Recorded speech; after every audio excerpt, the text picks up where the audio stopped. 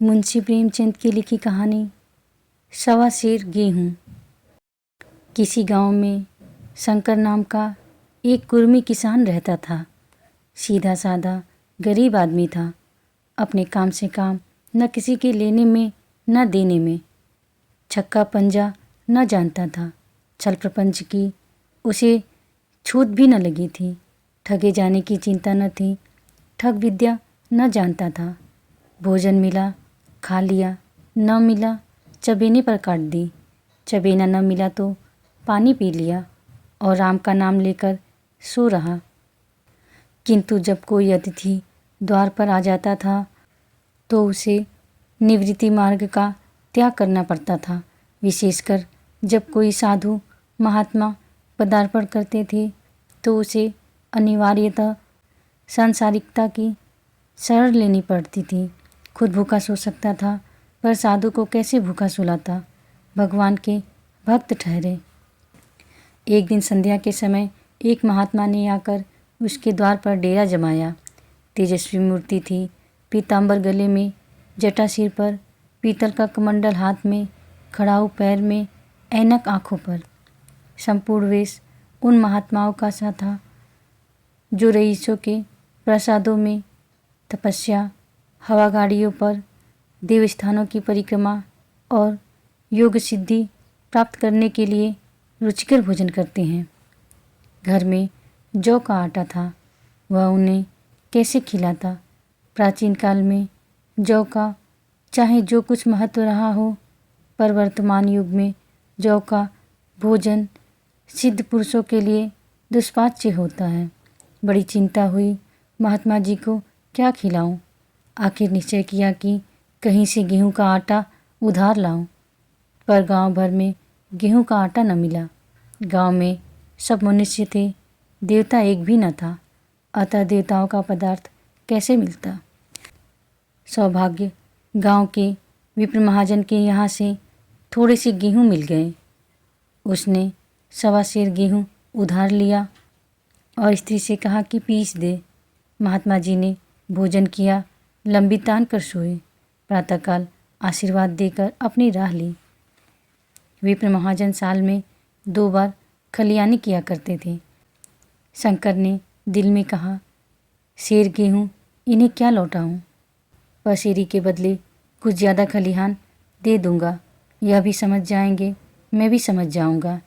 चैत में जब विप्र पहुँचे तो उन्हें 1.5 पसेरी के लगभग गेहूँ दे दिया और अपने को ऊरीड़ समझकर उसकी कोई चर्चा न की। विप्र जी ने भी फिर कभी न मांगा। सरल शंकर को क्या मालूम था कि यह सवा सेर गेहूँ चुकाने के लिए उसे दूसरा जन्म लेना पड़ेगा। 7 साल गुजर गए। विप्र जी विप्र से महाजन हुए। शंकर किसान से मजूर हुआ। उसका छोटा भाई मंगल उससे अलग हो गया था। एक साथ रहकर दोनों किसान थे, अलग होकर मजूर हो गए थे। शंकर ने चाहा कि द्वेष की आग न भड़कने पाए, किंतु परिस्थिति ने उसे विवश कर दिया। जिस दिन अलग अलग चूल्हे जले, वह फूट फूट कर रोया। आज से भाई भाई शत्रु हो जाएंगे। एक रोएगा तो दूसरा हंसेगा। एक के घर में मातम होगा तो दूसरे के घर में गुलगुले पकेंगे। प्रेम का बंधन, खून का बंधन, दूध का बंधन आज टूटा जाता है। उसमें भगीरथ परिश्रम से कुल मर्यादा का वृक्ष लगाया था। उसे अपने रक्त से सींचा था। उसको जड़ से उखड़ता देख उसके हृदय के टुकड़े हो जाते थे। 7 दिनों तक उसने दाने की सूरत न देखी। दिन भर जेठ की धूप में काम करता और रात को मुंह लपेटकर सो रहता। इस भीषण वेदना और दुस्सह कष्ट ने रक्त को जला दिया, मांस और मज्जा को घुला दिया। बीमार पड़ा तो महीनों तक खाट से न उठ सका। अब गुजर बसर कैसे हो। 5 बीघे के आधे खेत रह गए। 1 बैल रह गया। खेती क्या खाक होती। अंत में यहाँ तक नौबत पहुँची कि खेती करके मर्यादा रक्षा का साधन मात्र रह गई। जीविका का भार मजूरी पर आ गया। 7 वर्ष बीत गए। एक दिन शंकर मजूरी करके लौटा तो राह में विप्र जी ने टोक कर कहा, शंकर, कल आके अपने बीज बैंक का हिसाब कर ले। तेरे यहाँ 5.5 मन गेहूँ कब के बाकी पड़े हुए हैं और तू देने का नाम नहीं लेता। हजम करने का मन है क्या? शंकर ने चकित होकर कहा, मैंने तुमसे कब गेहूँ लिए थे जो 5.5 मन हो गए? तुम भूलते हो मेरे यहाँ किसी का न छटाक भर अनाज है न एक पैसा उधार। विप्र, इसी नियत का तो यह फल भोग रहे हो कि खाने को नहीं जुड़ता। यह कहकर विप्र ने उस 1.25 सेर का जिक्र किया जो आज से 7 वर्ष पहले शंकर को दिया था। शंकर सुनकर अवाक रह गया। ईश्वर, मैंने इन्हें कितनी बार खलिहानी दी, इन्होंने मेरा कौन सा काम किया? जब पोथी पत्रा देखने, साहित्य शगुन विचारने द्वार पर आते थे, कुछ न कुछ दक्षिणा ले ही जाते थे। इतना स्वार्थ 1.25 सेर अनाज को अंडे की भांति से कर आज यह पिशाच खड़ा कर दिया। क्या इसी नियत से चुपचाप बैठे रहे? बोला, महाराज, नाम लेकर तो मैंने उतना अनाज नहीं दिया, पर कई बार खलिहानी में सेर 2-2 से दिया है। अब आप 5.5 मन मांगते हैं, मैं कहाँ से दूंगा? विप्र, लेखा जो बक्सी 100 तुमने जो कुछ दिया होगा उसका कोई हिसाब नहीं। चाहे 1 की जगह 4 पसेरी दे दो। तुम्हारे नाम बही में 5.5 मन लिखा हुआ है, जिससे चाहो हिसाब लगवा लो। दे दो तो तुम्हारा नाम छेक दूँ, नहीं तो और भी बढ़ता रहेगा। शंकर, पांडे, क्यों गरीब को सताते हो? मेरे खाने का ठिकाना नहीं, इतना गेहूँ किसके घर से लाऊंगा? विप्र, जिसके घर से चाहो लाओ, मैं छटाक भर न छोड़ूंगा। यहाँ न दोगे, भगवान के घर दोगे। शंकर काँप उठा। हम पढ़े लिखे आदमी होते तो यह कह देते, अच्छी बात है, ईश्वर के घर ही देंगे। वहाँ की तौल यहाँ से कुछ बड़ी तो न होगी, कम से कम इसका कोई प्रमाण हमारे पास नहीं, फिर उसकी क्या चिंता। किंतु शंकर इतना तार्किक, इतना व्यवहार चतुर न था। एक तो ऋण, वह भी ब्राह्मण का। बही में नाम रह गया तो सीधे नरक में जाऊंगा। इस ख्याल से उसे रोमांच हो आया।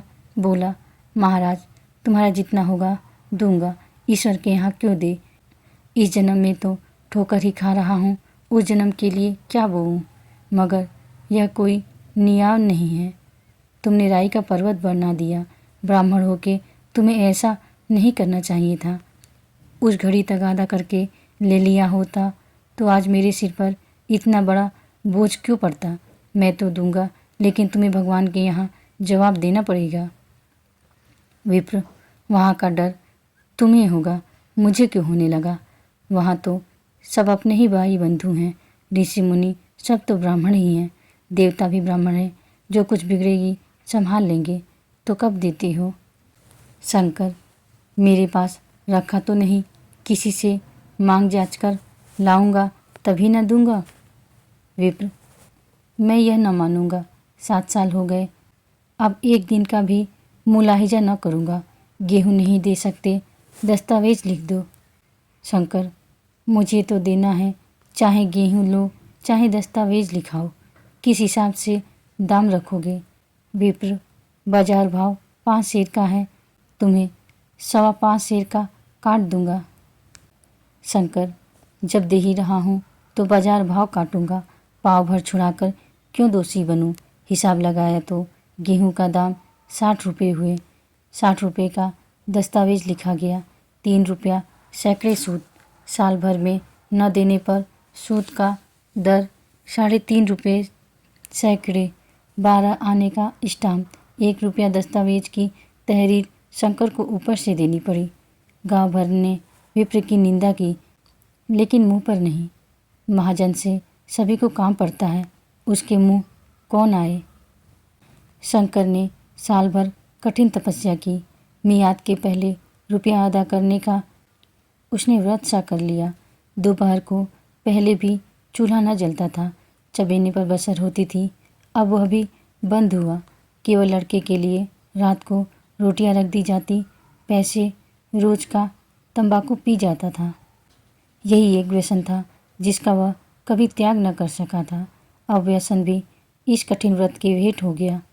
उसने चीलम पटक दी, हुक्का तोड़ दिया और तंबाकू की हाड़ी चूर चूर कर डाली। कपड़े पहले ही त्याग की सीमा तक पहुंच चुके थे, अब प्रकृति की न्यूनतम रेखाओं में आबद्ध हो गए। शरीर की अस्थिवेदक शीत को उसने आग ताप कर काट लिया। इस दृढ़ संकल्प का फल आशा से बढ़कर निकला। साल के अंत में उसके पास 60 रुपये जमा हो गए। उसने समझा, पंडित जी को इतने रुपए दे दूंगा और कहूँगा, महाराज बाकी रुपए भी जल्द ही आपके सामने हाजिर करूँगा। 15 रुपये की तो बात है, क्या पंडित जी इतना भी न मानेंगे? उसने रुपए लिए और ले जाकर पंडित जी के चरण कमलों पर अर्पण कर दिए। पंडित जी ने विस्मित होकर पूछा, किसी से उधार लिए क्या? शंकर, नहीं महाराज, आपके आशीष से अब की मजूरी अच्छी मिली। विप्र, लेकिन यह तो 60 रुपये ही हैं। शंकर, हाँ महाराज, इतने अभी लीजिए, बाकी 2-3 महीने में दूंगा। मुझे उरीन कर दीजिए। विप्र, उरीन तो तभी होगे जब मेरी कौड़ी कौड़ी चुका दोगे। जाकर मेरे 15 रुपये और लाओ। शंकर, महाराज इतनी दया करो, अब साँझ की रोटियों का भी ठिकाना नहीं है। गांव में हूँ तो कभी न कभी दे ही दूंगा। विप्र, मैं यह रोग नहीं पालता, न बहुत बातें करना जानता हूँ। अगर पूरे रुपए न मिलेंगे तो आज से 3.5 रुपये सैकड़े का ब्याज लगेगा। अपने रुपए चाहे अपने घर में रखो, चाहे मेरे यहाँ छोड़ जाओ। शंकर, अच्छा, जितनी लाया हूँ उतना रख लीजिए। जाता हूँ, कहीं से 15 रुपये और लाने की फिक्र करता हूँ। शंकर ने सारा गांव छान मारा, मगर किसी ने रुपए न दिए। इसलिए कि उसका विश्वास न था या किसी के पास रुपया न था, बल्कि इसलिए कि पंडित के शिकार को छेड़ने की किसी में हिम्मत न थी। क्रिया के पश्चात प्रतिक्रिया नैसर्गिक नियम है। शंकर साल भर तपस्या करने पर जब ऋण से मुक्ति होने में सफल न हो सका तो उसका संयम निराशा के रूप में परिणित हो गया। उसने समझ लिया कि जब इतने कष्ट सहने पर भी साल भर में 60 रुपये से अधिक जमा न कर सका तो अब और कौन सा उपाय है जिसके द्वारा उससे दूनी रुपये जमा हो। जब सिर पर ऋण का बोझ ही लदना है तो क्या मन का और क्या सवा मन का। उसका उत्साह छीड़ हो गया, मेहनत से घृणा हो गई। आशा उत्साह की जननी है। आशा में तेज है, बल है, जीवन है। आशा ही संसार की संचालक है, शक्ति है। शंकर आशाहीन होकर उदासीन हो गया। वह जरूरतें जिनको उसने साल भर तक टाल रखा था अब द्वार पर खड़ी होने वाली भिखारिणी न थी, बल्कि छाती पर सवार होने वाली पिशाचिनियाँ थी जो अपने भेंट लिए बिना जान नहीं छोड़ती। कपड़ों में चकतियों के लगने की भी एक सीमा होती है। अब शंकर को चिट्ठा मिलता तो वह रुपए जमा न करता, कभी कपड़े लाता, कभी खाने की कोई वस्तु। जहाँ पहले तंबाकू ही पिया करता था वहाँ अब गांजे और चरस का भी चस्का लगा। उसे रुपये अदा करने की कोई चिंता न थी, मानो उसके ऊपर किसी का पैसा नहीं आता। पहले जोड़ी चढ़ी होती थी पर वह काम करने अवश्य जाता था।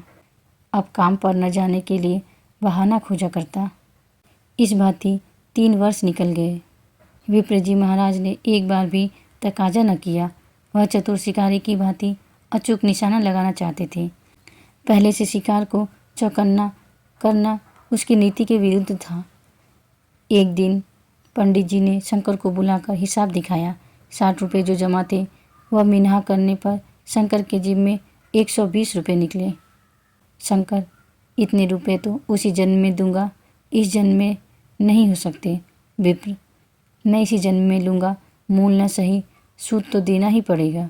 शंकर, एक बैल है वह ले लीजिए, एक झोपड़ी है वह ले लीजिए, और मेरे पास क्या रखा है। विप्र, मुझे बैल बधिया लेकर क्या करना है, मुझे देने को तुम्हारे पास बहुत कुछ है। शंकर, और क्या है महाराज। विप्र, कुछ नहीं है, तुम तो हो, आखिर तुम भी कहीं मजूरी करने जाते ही हो। मुझे भी खेती के लिए मजूर रखना पड़ता है। सूद में हमारे यहाँ काम किया करो, जब सुविधा हो मूल दे देना। सच तो यूँ है कि अब तुम किसी दूसरी जगह काम करने नहीं जा सकते। जब तक मेरे रुपए नहीं चुका दो। तुम्हारे पास कोई जायदाद नहीं है, इतनी बड़ी गठरी मैं किस एतबार पर छोड़ दूँ?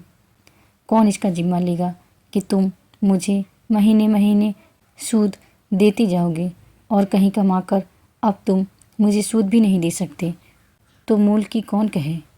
शंकर, महाराज, सूद में तो काम करूँगा और खाऊंगा क्या?